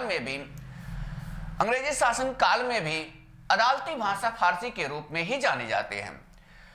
1835 ईस्वी में कंपनी सरकार ने जनता की कठिनाइयों को देखते हुए अदालतों में देसी भाषाओं के प्रयोग की अनुमति दे दी। कब? 1835 ईस्वी में। इस बात को गौर करिएगा आप सभी लोग, हो सकता है कभी आपसे प्रश्न बने। तो 1835 ईस्वी में कंपनी सरकार कौन सी है? जो अंग्रेजी कंपनी सरकार थी, अंग्रेजों की जो कंपनी सरकार थी, उसने 1835 ईस्वी में जनता की कठिनाइयों को देखते हुए, जनता की समस्याओं को देखते हुए फारसी को हटा दिया। क्या कर दिया? वहां पर देसी भाषाओं मतलब क्षेत्रीय भाषाओं अपनी, जैसे हिंदी है, अन्य क्षेत्रीय भाषाएं हैं, उनके प्रयोग की अनुमति दे देती है। कौन? कंपनी सरकार देती है इस अनुमति को। अतः फारसी लिपि के साथ साथ नागरी लिपि का भी प्रचलन हो गया। यह नागरी लिपि है, यह गलत लिखा हुआ है, इसको लेकर आप चिंतित नहीं होंगे। नागरी लिपि का भी प्रचलन हो गया। अर्थात जिस तरह से आप देखते हैं जो फारसी लिपि अदालती भाषा के रूप में थी, उसके साथ साथ नागरी लिपि भी आ जाती है अदालतों में नागरी लिपि को भी प्रयोग किया जाता है, नागरी लिपि को भी लेकर चला जाता है। इस बात को आप सभी लोग पूरे भाव से समझ गए होंगे, जान गए होंगे। तो नागरी लिपि का भी प्रचलन हो गया। अब यहां देखिए, किंतु दो विद्वान आते हैं। कौन कौन से विद्वान आप सभी लोग यहां तय करेंगे। दो विद्वान कौन आते हैं? परंतु गारसद तासी व सर सैयद अहमद खान, दो लोग आते हैं। कौन? यहां आप गौर करेंगे, गारसद तासी और सर सैयद अहमद खान। गारसद तासी और सर सैयद अहमद खान ने मजहबी प्रश्न उठाकर उर्दू का समर्थन किया। गारसद तासी साहब तो अपने इस्तवार दल लिटरेचर हिंदुस्तानी में भी हिंदी से अधिक फारसी और उर्दू के कवियों का वर्णन किया है। शायद इस बात को आप सभी लोग जानते हो, समझते हो। तो सर सैयद अहमद खां और गारसद तासी ने मजहबी प्रश्न उठाया और किसका समर्थन कर देते हैं ये लोग उर्दू का समर्थन करते हैं, फारसी का समर्थन करते हैं कि हिंदी नहीं होना चाहिए, देसी भाषाएं, अदालती भाषाएं नहीं होनी चाहिए, फारसी का ही समर्थन करते हुए आगे बढ़ते हैं। सर सैयद अहमद खान ने हिंदी को गंवारू कहा। यह प्रश्न सीधे पूछा जाता है कि किसने गंवारू कहा, किसने भद्दी भाषा कहा। तो तासी ने भद्दी भाषा कहा और सर सैयद अहमद खान ने गंवारू भाषा कहा। इसको लेकर आप सभी लोग बना लीजिएगा, क्योंकि यह सीधा प्रश्न पूछा जाता है। आप सभी लोग इसको तैयार करिएगा कि सर सैयद अहमद खान ने उसको क्या कहा? गंवारू भाषा कहा। हिंदी को क्या कहा इन्होंने? गंवारू भाषा। और गारसद तासी ने उसे भद्दी भाषा कहा, हिंदी को भद्दी भाषा कहा। सीधे ये प्रश्न आपका बनता है, आपसे अभी हम चर्चा करेंगे, इस स्वरूप को लेकर चलेंगे। और तासी ने जोश में क्या कहते हैं? हिंदी को भद्दी भाषा की संज्ञा देते हैं। तासी फ्रांस में बैठे बैठे इस झगड़े में, चूंकि तासी आप सभी लोग जानते हैं इस्तवार दल लिटरेचर हिंदुस्तानी फ्रांसीसी भाषा में या फ्रांसीसी में लिखा गया है। फ्रांस के चूंकि तासी जी होते हैं, तो वहीं से बैठे बैठे वहीं से उर्दू और फारसी की पक्षधरता करते रहते हैं। फ्रांस से बैठे बैठे इस झगड़े में शामिल हो जाते हैं। जोशो खरोश में हिंदी को क्या कह दिया? फारसी भाषा की संज्ञा दे दी। तासी फ्रांस में बैठे बैठे इस झगड़े में सम्मिलित हो गए। ये अरबी फारसी के अभ्यासी और हिंदुस्तानी के प्राध्यापक थे। तासी साहब कौन थे? ये अरबी फारसी के अध्यापक थे, प्राध्यापक थे। और क्या थे? ये हिंदुस्तानी के प्राध्यापक, हिंदुस्तानी मतलब अरबी फारसी मिश्रित हिंदी के प्राध्यापक के रूप में जाने जाते हैं और अरबी फारसी के अभ्यास किया करते थे ये। अगले पॉइंट में सांप्रदायिक आग्रहवश, यस नहीं वश, सांप्रदायिक आग्रहवश 1837 ईस्वी में उर्दू को संयुक्त प्रांत की अदालती भाषा बना दिया गया। क्या? इस बात को आप आगे गौर करिए। सांप्रदायिक आग्रहवश मतलब संप्रदाय अर्थात विशेष संप्रदाय ने, मतलब जो मुस्लिम लोग थे, उन्होंने विशेष रूप से आग्रह किया, तो 1837 ईस्वी में उर्दू को संयुक्त प्रांत मतलब अवध प्रांत को संयुक्त प्रांत अवध कहा जाता था, तो संयुक्त प्रांत की अदालती भाषा बना दिया गया। तत्पश्चात हिंदी के पक्षधर और संरक्षक बनकर, मैंने आपसे अभी क्यों कहा था कि दो लोगों को हम लोग और यहां से निकाल लेंगे, तो अब हम लोग शिव प्रसाद सितारे हिंद और आप देखेंगे यहीं पर हम राजा लक्ष्मण सिंह का भी उदय कर देंगे।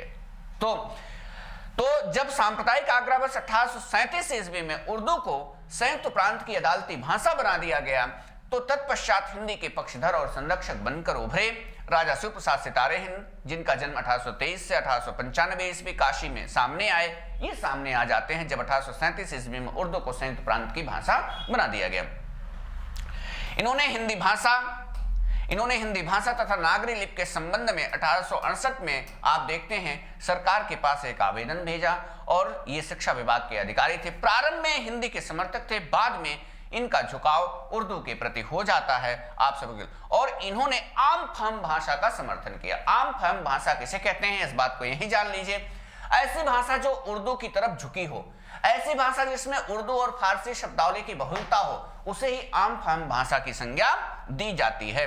आप सभी लोग इस बिंदु को जानिए, अभी हम और अच्छे से आपको बताते हैं। तो राजा शिव प्रसाद सितारे हिंद को इसके बाद पढ़िए। इसके बाद हम सभी लोग, चूंकि ये विरोध करते हैं, राजा शिव प्रसाद सितारे हिंद जब आम फहम भाषा का समर्थन करने लगते हैं, अर्थात उर्दू की ओर झुकी हुई हिंदी का समर्थन करते हैं, तो इनके विरोध में एक विद्वान और आकर खड़े होते हैं, राजा लक्ष्मण सिंह। इसी के आधार पर रामस्वरूप चतुर्वेदी ने राजा द्वय की संकल्पना की है, राजा द्वय को बताया है। तो राजा द्वय के रूप में फिर से यहाँ निकल कर आते हैं आपके राजा लक्ष्मण सिंह। तो अभी हम राजा लक्ष्मण सिंह की चर्चा करते हैं। उसके पहले हम लोग एक बार जान लें कि क्या पढ़े अभी तक हम लोग, क्या देखे, क्या जाने, इसको एक बार गौर करते हैं। फिर से तीसरी श्रेणी पर हम लोग पहुंचते हैं, और तीसरी श्रेणी में देखें कि हम लोगों ने क्या पढ़ा। आइए गौर करते हैं। हम लोगों ने अपना शीर्षक रखा अदालती भाषा। सभी लोग खूब अच्छे से गौर करेंगे तो बातें बन जाएंगी आपकी, बहुत ही व्यवस्थित और अच्छी हो जाएंगे। हमारा शीर्षक रहा अदालती भाषा। अदालती भाषा में कहा गया कि कंपनी सरकार में भी मुगलों की तरह, मुस्लिम आक्रांताओं की तरह फारसी ही अदालतों की भाषा रही। क्या रही? फारसी। लेकिन फारसी भाषा जो अदालती भाषा के रूप में रही, इसका विरोध किया गया, क्योंकि जनता की कठिनाइयों को देखते हुए कंपनी सरकार ने 1835 ईस्वी में क्या करता है, कंपनी सरकार आती है जो देशी भाषाओं की अनुमति दे देती है, कहती है कि देशी भाषा भी अदालती भाषा रहेगी। लेकिन इसका विरोध होता है। आप सभी लोग इस पर गौर करेंगे। 1835 ईस्वी में देशी भाषा का कंपनी सरकार ने किसने कहा? कंपनी सरकार ने, मतलब अंग्रेजी सरकार ने, अंग्रेजी सरकार को ही हम लोग कंपनी सरकार भी कहते हैं। कंपनी सरकार ने समर्थन कर दिया कि देशी भाषा अदालती भाषा हो जाएगी, यानी कि जहां की जो क्षेत्रीय भाषा या ऐसे स्वरूप है, वो अदालत में ऐसी भाषाओं का प्रयोग होगा। लेकिन इसका विरोध, इस देशी भाषा का विरोध करने के लिए दो लोग सामने आते हैं। दोनों लोगों का आप नाम देख लीजिए।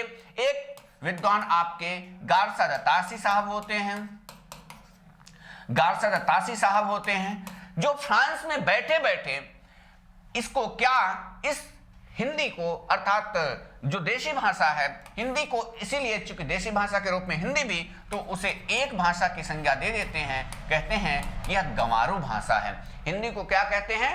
गंवारू भाषा। और सॉरी, हिंदी को भद्दी भाषा। इन्होंने क्या कहा? भद्दी भाषा। गौर करेंगे आप सभी लोग। तासी साहब क्या कहते हैं? तासी साहब कहते हैं कि हिंदी कैसी है? भद्दी भाषा है। और वहीं पर आप सभी लोग दूसरे बिंदु पर गौर करिए, दूसरे बिंदु को लेकर चलिए, और वहीं पर फ्रांस सर सैयद अहमद खां साहब यहीं पर होते हैं। सर सैयद अहमद खां साहब होते हैं,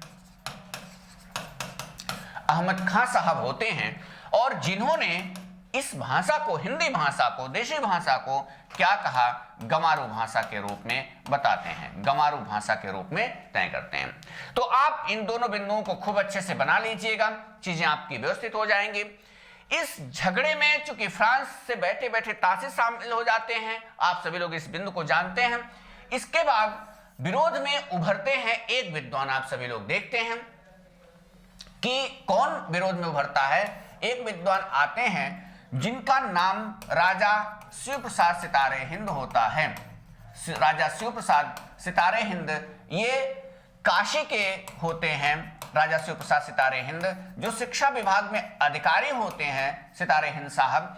लेकिन ये विरोध तो करते हैं, किसका विरोध करते हैं? जो यह फारसी भाषा थी, फारसी भाषा जो अदालती भाषा थी, इसका विरोध तो करते हैं। लेकिन ये शिक्षा विभाग में अधिकारी थे, शिक्षा विभाग में अधिकारी होने के कारण सरकार का दबाव इनके ऊपर पड़ने लगता है। तो बाद में ये साहब भी एक भाषा को लाते हैं और कहते हैं आम फहम भाषा ही उचित है। आम फहम किसे कहते हैं? ऐसी भाषा जो उर्दू की ओर झुकी हो। उर्दू की ओर झुकी भाषा को इन्होंने आम फहम भाषा कहा, तो उर्दू की ओर झुकी भाषा को ही आम फहम भाषा कहकर ये उसका समर्थन कर देते हैं। जिनके विरोध में, राजा शिव प्रसाद सितारे हिंद के भी विरोध में एक विद्वान आते हैं, आप सभी लोग जानते हैं, राजा लक्ष्मण सिंह। तो राजा लक्ष्मण सिंह ने संस्कृत निष्ठ हिंदी का पक्षधरता किया। राजा लक्ष्मण सिंह ने संस्कृत निष्ठ हिंदी को लेकर आगे बढ़ने की वकालत की।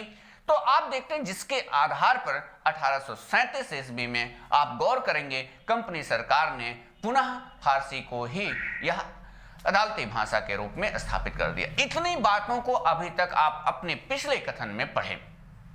जितनी बातों को मैं आपको समझा रहा हूं, जितनी बातों को आपको लिखित स्वरूप में बता रहा हूं, मौखिक सार संक्षेप में भी आपको सारी बातों को देने की पूरी कोशिश कर रहा हूं कि जिससे आपको कंठस्थ हो जाए, याद हो जाए, पक्का हो जाए, व्यवस्थित हो जाए, आपको जरा भी दिक्कत का सामना न करना पड़े, आप चीजों को बहुत अच्छे से आत्मसात कर पाए।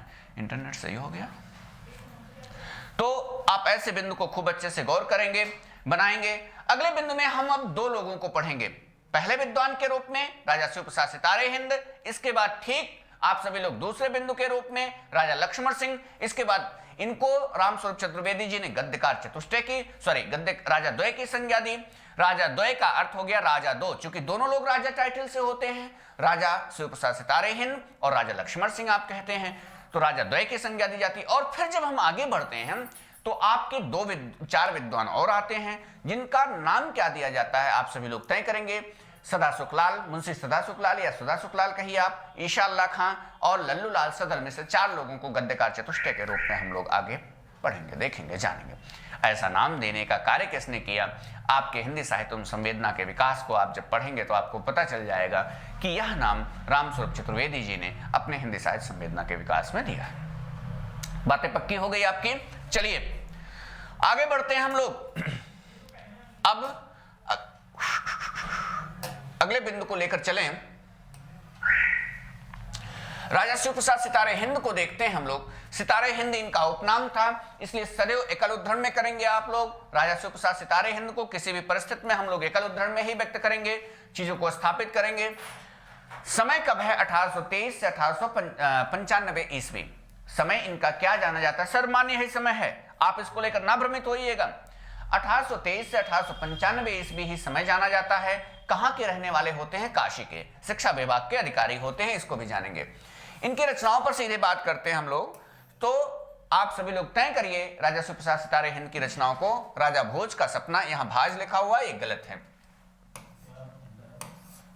राजा भोज का सपना, अगर दिक्कत हो रही तो ऐसा देखिए, राजा भोज का सपना, वीर सिंह का वृतांत, आलसियों का कोड़ा, कोड़ा लिखा हुआ, कोड़ा, आलसियों का कोड़ा, वर्णमाला, सारी रचनाएं महत्वपूर्ण है, कोई भी पूछी जा सकती है। सामान्यतः परीक्षाओं में राजा शिव प्रसाद सितारे हिंद से कोई ना कोई एक रचना अवश्य पूछी जाती है, तो आप सभी लोग इस पर बहुत अच्छे से गौर करिएगा। राजा भोज का सपना, वीर सिंह का वृतांत, आलसियों का कोड़ा, वर्णमाल।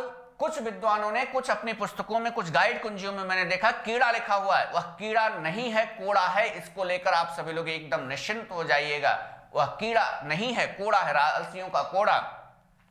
वर्णमाला, भूगोल हस्तामलक, भूगोल हस्तामलक, यह भूगोल की बड़ी अच्छी पुस्तक जानी जाती है। आप सभी लोग जानते होंगे भूगोल को, जब आप एक ग्लोब को, ग्लोब जो आपके घर में होता है, आपके ऑफिस में होता है, आपके कार्यालयों में होता है, ग्लोब को जिस आकार में आप ऐसे हाथ पर रखिए और पूरी पृथ्वी का दर्शन आप उसी ग्लोब पर आप बना लेते हैं, ठीक उसी प्रकार से आंवला ग्लोब की तरह, पृथ्वी की तरह दिखाई पड़ता है।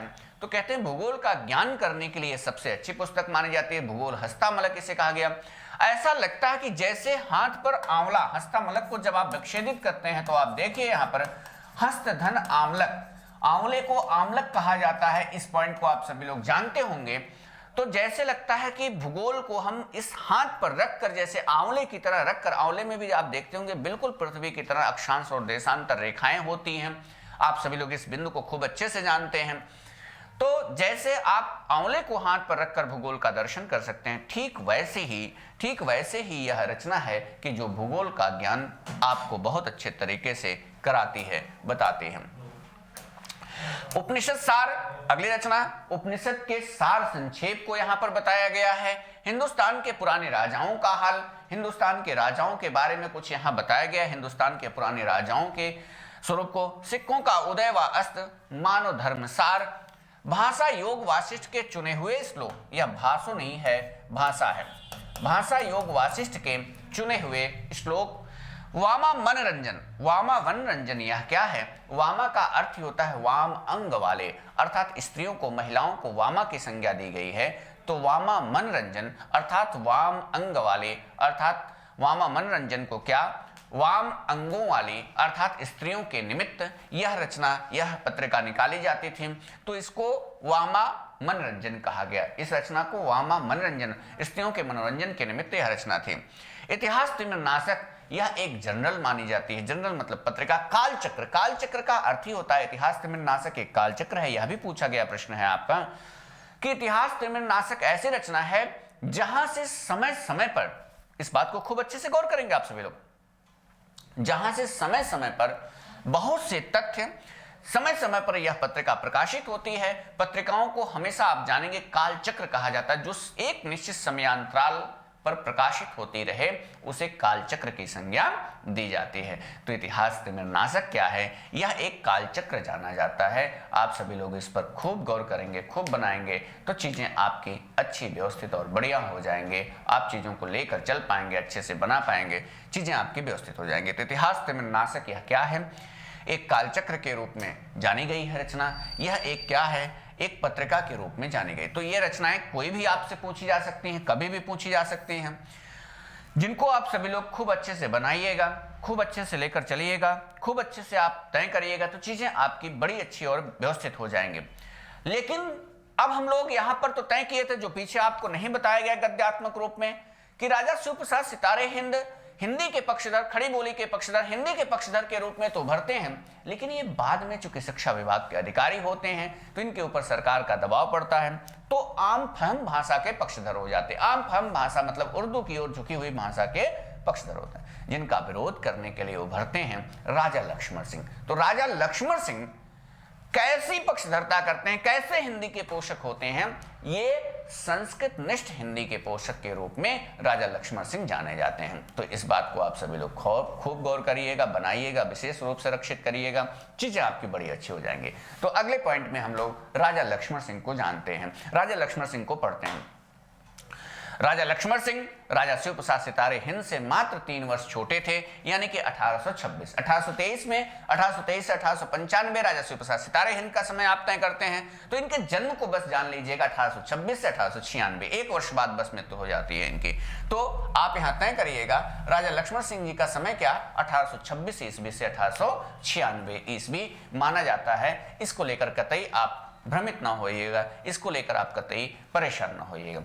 दूसरी बात, इस बात को अगर कभी बहुत ही साधारण प्रश्नों के रूप में पूछा गया कि राजा लक्ष्मण सिंह कहाँ के थे, तो हो सकता है आप भ्रमित हो जाएं, हो सकता है आप परेशान हो जाएं, क्योंकि आप अपने ज्ञान चक्षु से पढ़ते तो जरूर हैं पुस्तकों को, लेकिन मस्तिष्क से जिसको कहा जाता है, मन से पढ़ना जिसको कहा जाता है, योग से पढ़ना जिसको कहा जाता है, श्रद्धा भक्ति से जिसको पढ़ना कहा जाता है, तो उस तरह से नहीं कर पाते हैं। तो इसका मतलब यह हो गया कि आप मिस कर जाते हैं। आप ईमानदारी से अपने मन से सोच लीजिए, क्या वास्तव में आप राजा लक्ष्मण सिंह और राजा शिवप्रसाद सितारे हिंद का स्थान जानते थे कि ये कहाँ के हैं? तो राजा शिवप्रसाद सितारे हिंद भी काशी के हैं और राजा लक्ष्मण सिंह भी काशी के ही जाने जाते हैं। राजा शिवप्रसाद सितारे हिंद आम फहम भाषा के पक्षधर हो जाते हैं और राजा लक्ष्मण सिंह संस्कृत निष्ठ हिंदी के पक्षधर हो जाते हैं। इस बात को आप सभी लोग जानिएगा। 1823 से 1895 राजा शिवप्रसाद सितारे हिंद का समय जाना जाता है और 26 से 1896 राजा लक्ष्मण सिंह का समय जाना जाता है और काशी दोनों लोगों का स्थान है। आपकी बातें हुई पक्की। अगले पॉइंट में हम सभी लोग तय करते हुए आगे बढ़ते हैं। राजा लक्ष्मण सिंह ने सबसे पहले क्या किया? आप सभी लोग वही बिंदु जो पीछे आप सभी लोग पढ़ चुके हैं, देख चुके हैं। राजा लक्ष्मण सिंह सबसे पहले सितारे हिंद की फारसी शब्दावली का विरोध करते हैं। राजा लक्ष्मण सिंह क्या करते हैं? सबसे पहला कार्य इनका होता है कि जो सितारे हिंद की फारसी शब्दावली होती है, फारसी शब्दावली जो आम फहम भाषा होती है, उसका विरोध करते हैं। इतना ही नहीं, हिंदी व उर्दू को अलग अलग बोलियां, आम फहम में कुछ लोग पहले ऐसे विद्वान आए जो हिंदी और उर्दू को एक ही बोली स्वीकार करते हुए आगे बढ़ते हैं। तो आप सभी लोग इस पर गौर करेंगे। हिंदी और उर्दू को ये अलग अलग बोलियों के रूप में बताते हैं, कहते हैं। कौन कहते हैं? राजा लक्ष्मण सिंह कहते हैं। आप सभी लोग इस पर खूब अच्छे से गौर करिएगा, बनाइएगा। हिंदी के प्रचारार्थ, खूब अच्छे से फिर गौर करिएगा। हिंदी के प्रचारार्थ, हिंदी के प्रचार के अर्थ में, हिंदी के प्रचार प्रसार के लिए इन्होंने क्या किया? प्रजा हितैषी और लोक मित्र और तत्वबोधनी जैसे पत्रिकाएं निकाली। कौन कौन सी? फिर से गौर करिए। तत्वबोधनी, तत्व का बोध कराने वाले। लोक मित्र, यहां तोक मित्र लिखा हुआ, आप गौर करिएगा, यह लोक मित्र है। लोक मित्र, तत्वबोधनी, तत्व भी गलत लिखा हुआ है, ये है तत्वबोधनी। तत्वबोधनी, लोक मित्र, प्रजा हितैषी, प्रजा हितैषी। तो प्रजा हितैषी, लोक मित्र, तत्वबोधनी सीधी पत्रिकाएं भी आपसे प्रश्न पूछी जा सकती हैं। तो क्यों निकाली थी इन्होंने ये पत्रिकाएं? सब लोग खूब अच्छे से गौर करिएगा। अगर प्रश्न पूछा गया तो टीजीटी पीजीटी स्तर पर तो यह प्रश्न नहीं पूछा जाएगा। टीजीटी पीजीटी स्तर पर बस इतना ही पूछा जाएगा कि राजा लक्ष्मण सिंह की कौन सी पत्रिकाएं हैं। तो प्रजा हितैषी, लोक मित्र, तत्वबोधनी आप बता सकते हैं। लेकिन कभी अगर पूछा गया तो किस लिए पत्रिकाएं निकलते थे, तो हिंदी के प्रचार प्रसार के लिए पत्रिकाएं निकलती थी। आप सबको गौर करना होगा, बनाना होगा, लेकर चलना होगा, समझना होगा। अगले पॉइंट पर हम लोग बात करें, क्या बिंदु? 1862 ईस्वी में अभिज्ञान शाकुंतलम का ये अनुवाद करते हैं। कौन? राजा लक्ष्मण सिंह जी ने। चूंकि संस्कृत के पक्षधर होंगे तो संस्कृत पर ही बात करेंगे। महाकवि कालिदास की रचना अभिज्ञान शाकुंतलम, राजा दुष्यंत और शकुंतला की कथा जिसमें चलती है, आप सभी लोग जानते हैं इस बिंदु को। तो 1862 ईस्वी में राजा लक्ष्मण सिंह ने अभिज्ञान शाकुंतलम का अनुवाद किया। राजा लक्ष्मण सिंह ने रघुवंशम का भी गद्यानुवाद किया, और जिसके प्राक कथन में क्या कहते हैं, कैसे हिंदी और उर्दू को अलग अलग बोलियों के रूप में मानते हैं। जो आपने ऊपर अभी देखा था कि हिंदी और उर्दू दो अलग अलग बोलियां हैं, हमने आपको बताया था। तो रघुवंशम का जब गद्यानुवाद करते हैं तो उसके प्राक कथन में क्या कहते हैं वह आप पढ़िए, देखिए, जानिए। और अभिज्ञान शाकुंतलम का अनुवाद करते हैं राजा लक्ष्मण सिंह ने। दूसरे बिंदु में देखा आपने कि रघुवंशम का गद्यानुवाद करते हैं, जिसके प्राक कथन, प्राक कथन क्या होता है? जो प्राक मतलब पहले, प्राग ऐतिहासिक, प्राकधन ऐतिहासिक, प्राग ऐतिहासिक आप कहते हैं। प्राकधन कथन, जो पहले, उस रचना के पहले जो कथन कहा जाए उसी को प्राक कथन कहते हैं। तो क्या कहते हैं? ये पॉइंट बड़ा महत्वपूर्ण है। कैसे? अभी आपको बताया गया कि ये हिंदी और उर्दू को दो अलग अलग बोलियों के रूप में मानते हैं। तो क्या कहते हैं? हमारे मत में हिंदी और उर्दू दो बोली न्यारी न्यारी है। क्या कहते हैं? खूब अच्छे से गौर करिएगा, आप सभी लोग बनाइएगा। हमारे मत में हिंदी और उर्दू दो बोली न्यारी न्यारी है। हिंदी इस देश के हिंदू बोलते हैं और उर्दू यहाँ के मुसलमान। हिंदी कौन बोलता है? इस देश के हिंदू बोलते हैं और उर्दू यहाँ के मुसलमान। फारसी पढ़े हुए हिंदुओं की बोलचाल की भाषा है। पारसी कौन बोलता है? पारसी यहाँ के पढ़े लिखे हिंदू बोलते हैं। तो हमारे मत में दो बोली न्यारी न्यारी है। इस कथन को आप सभी लोग खूब अच्छे से गौर कर लीजिएगा। जब ये रघुवंशम का गद्यानुवाद करते हैं तो उस गद्यानुवाद के प्राक कथन में क्या कहते हैं? ऊपर ही आपको बताया गया था कि राजा लक्ष्मण सिंह ने हिंदी और उर्दू को अलग अलग बोलियों के रूप में माना है। तो यही है कि हमारे मत में हिंदी और उर्दू दो न्यारी न्यारी बोलियां हैं, और हिंदी यहाँ के हिंदू, उर्दू यहाँ के मुसलमान और पारसी पढ़े लिखे हिंदुओं की बोली है। इस बिंदु को सभी लोग खूब अच्छे से गौर करिएगा। इन्होंने रघुवंशम और मेघदूतम का गद्य अनुवाद किया है। क्या कार्य किया इन्होंने? एक तो आप सभी लोग तय करेंगे, एक तो अभिज्ञान शाकुंतलम का अनुवाद करते हैं, एक रघुवंशम का गद्य अनुवाद करते हैं, और आप सभी लोग देखेंगे इसके साथ साथ क्या फिर से रघुवंशम और मेघदूतम का ब्रज भाषा अनुवाद भी करते हैं। इस बिंदु को आप सभी लोग बना लीजिएगा, चीजें आपकी व्यवस्थित हो जाएंगी। तो आज हम लोग थोड़ा सा तेज चले, लेकिन हम कोशिश किए कि आपको हर बातें समझ में आए। कमेंट करके अवश्य बताइएगा कि सबको हमारी बातें समझ में आ रही हैं कि नहीं आ रही हैं, लिंक अभी आप तक पहुंचता है। बहुत बहुत धन्यवाद जुड़ने के लिए, बहुत बहुत धन्यवाद आप सबका।